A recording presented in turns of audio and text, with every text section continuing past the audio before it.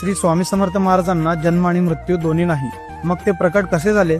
प्रकट दिनाचा हा इतिहास तुम्हाला माहित नसेल तर हा व्हिडिओ पूर्ण बघा. श्री स्वामी समर्थ महाराज हे आंध्र प्रदेशातील श्रीशैल जवळ असलेल्या कर्दळी वनातून प्रकट झाले. 1459 साली श्री नरसिंह सरस्वती स्वामी महाराज यांनी गाणगापुरास निर्गुण पादुका स्थापन केल्या व त्यानंतर श्रीशैल यात्रेचे निमित्त साधून ते कर्दळी वनात अदृश्य झाले. याच कर्दळी वनात सुमारे 300 ते 350 वर्ष महाराजांनी कठोर तपश्चर्या केली. या काळात मुंग्यांनी त्यांच्यावर वारुळ रचले. एक लाकूड तोडत असताना त्याची कुऱ्हाड ही या वारुळावर पडली आणि त्या वारुळातून रक्त वाहू लागले.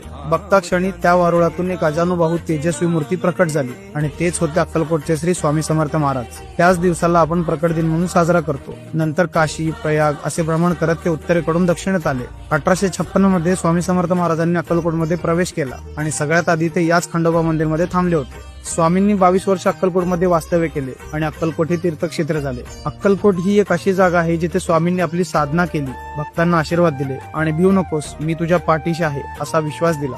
तुम्हाला कधीही वेळ मिळाला तर एकदा अक्कलकोटला नक्की भेट द्या, कारण स्वामींच्या दर्शनाच्या वेळी एक वेगळीच आध्यात्मिक ऊर्जा जाणवते जी शब्दात सांगताच येणार नाही. स्वामींच्या कृपेने तुमच्या जीवनात सुख, शांती आणि समृद्धी येवो हीच या प्रकट दिनी स्वामींकडे प्रार्थना. जर तुम्हाला प्रकट दिनाची ही माहिती आवडली असेल तर